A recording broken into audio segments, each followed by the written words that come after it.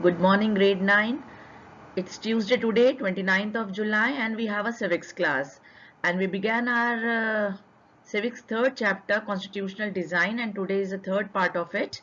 And why do we need constitution? We have already finished with the entire topic. Making of the Indian constitution was little bit left, which I am taking up today. And guiding values of the Indian constitution, this also we will be doing half today, and rest of the part of the chapter we will be taking up in the next class. Learning outcomes of today's class will be you all would be able to identify who designs the constitution and how, and you all will be able to analyze the values that shape the constitutions in democratic states. Who then were the makers of the Indian constitution? You will find here a very brief sketch of some of the leaders who played an important role in making the constitution. The drafting of the constitution was done by an assembly of elected representatives called the Constituent Assembly, keeping the following points in mind: universal adult franchise, right to freedom and equality, and to protecting the rights of minorities. The assembly was dominated by the Indian National Congress, the party that led India's freedom struggle. But the Congress itself included a variety of political groups and opinions. The assembly had many members who did not agree with the Congress. In social terms too, the assembly represented members from different language, groups, caste, classes, religions, and occupations. Even if the Constituent Assembly was elected by universal adult franchise, its composition would not have been very different. The drafting of the document called the Constitution was done by an assembly of elected representatives called the Constituent Assembly. Elections to the Constituent Assembly were held in July 1946. Its first meeting was held in December 1946. Soon after, the country was divided into India and Pakistan. The Constituent Assembly was also divided into the Constituent Assembly of India and that of Pakistan. The Constituent Assembly that wrote the Indian Constitution had 299 members. The Assembly adopted the Constitution on 26th November 1949, but it came into effect on 26 January 1950. To mark this day, we celebrate January 26th as Republic Day every year. We all wonder sometimes, why should we accept this constitution made by this assembly more than 50 years ago? We have already noted one reason above. The constitution does not reflect the views of its members alone. It expresses a broad consensus of its time. Many countries of the world have had to rewrite their constitution afresh because the basic rules were not accepted to all major social groups or political parties. In some other countries, the constitution exists as a mere piece of paper. No one actually follows it. The experience of our constitution is different. Over the last half a century, several groups have questioned some provisions of the constitution, but no large social group or political party has ever questioned the legitimacy of the constitution itself. This is an unusual achievement for any constitution. The second reason for accepting the constitution is that the Constituent Assembly represented the people of India. There was no universal adult franchise at that time, so the Constituent Assembly could not have been chosen directly by all the people of India. It was elected mainly by the members of the existing provincial legislatures that we mentioned already. This ensured a fair geographical share of members from all the regions of the country. Finally, the manner in which the Constituent Assembly worked gives sanctity to the Constitution. The Constituent Assembly worked in a systematic, open and consensual manner. First, some basic principles were decided and agreed upon. Then a drafting committee chaired by Dr. B.R. Ambedkar prepared a draft constitution for discussion. Several rounds of thorough discussion took place on the draft constitution. clause by clause, means section by section. More than 2,000 amendments were considered. The members deliberated for 114 days spread over 3 years.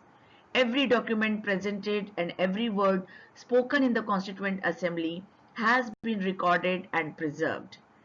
These are called Constituent Assembly debates. When printed, these debates are 12 bulky volumes. These debates provide the rationale behind. Rationale means logic.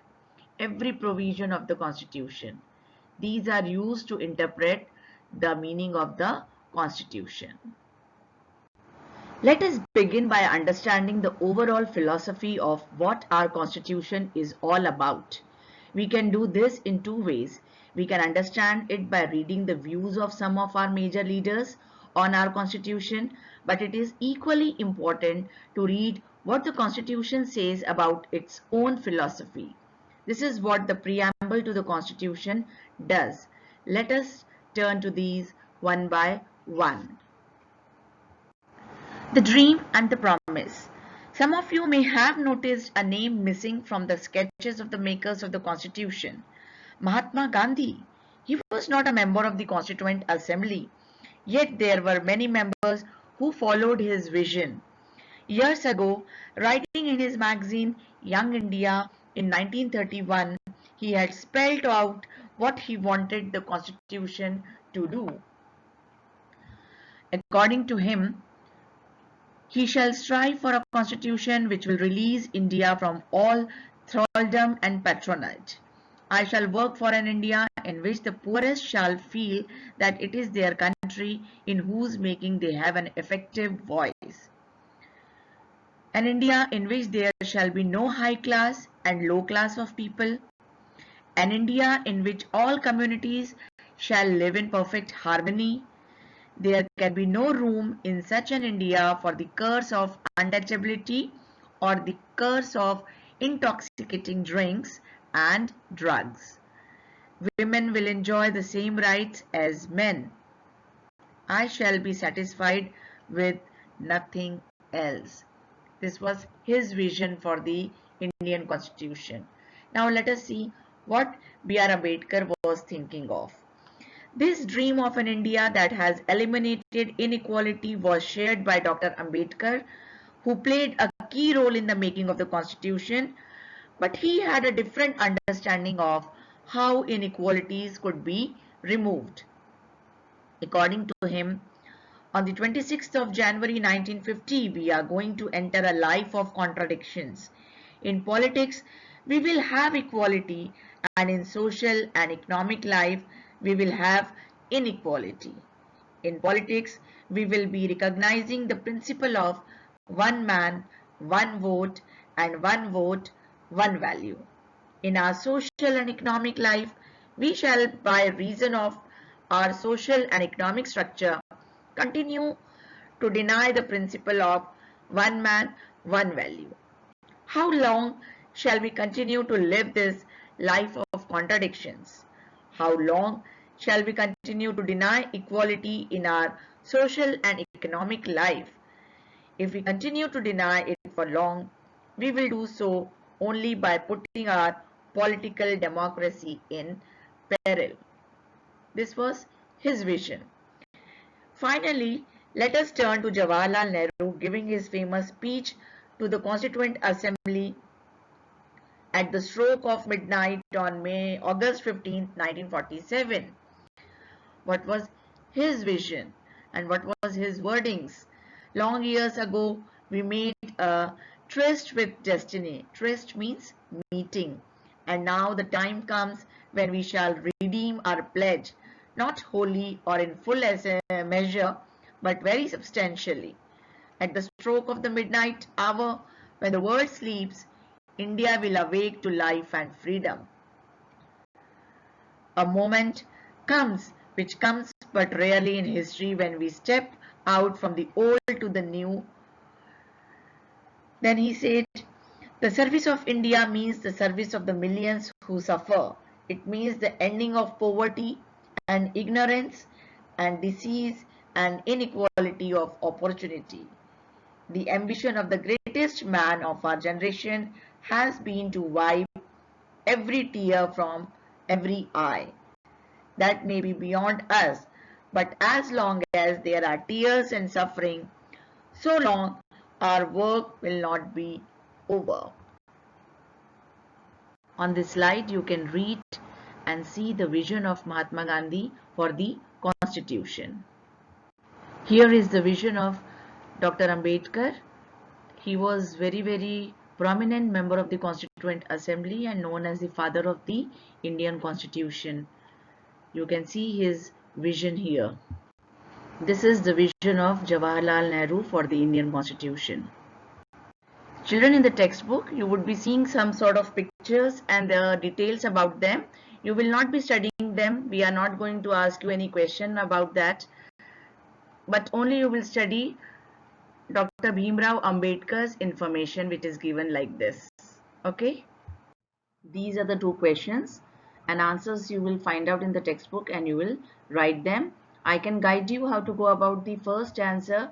The question is, why should we accept the constitution made by this assembly more than 50 years ago? The one reason is because it was written by the elected representatives called the Constituent Assembly. And then under the heading, why should we accept the constitution made by this assembly, we are given many points. The constitution does not reflect the views of its members alone. It expresses a broad consensus of its time. And then below, if you are going, no large social group or political party has ever questioned the legitimacy of the constitution. Then the Constituent Assembly represented the people of India. There was no then you can write the assembly was dominated by the Indian National Congress. There are many points, and out of that you can write any 5 points. The next question is, state the dreams and vision of Mahatma Gandhi for the Constitution of India. Above there is one slide where I have given you the vision of Mahatma Gandhi with his picture. Okay, in that you would be seeing that an India in which there shall be no high class and low class of people. There are 4-5 things or 3-4 things which you will be clubbing if it is more than 3, and you will make 3 points and you will write. So for today, till here only. See you in the next class. Stay safe. Take care. Thank you.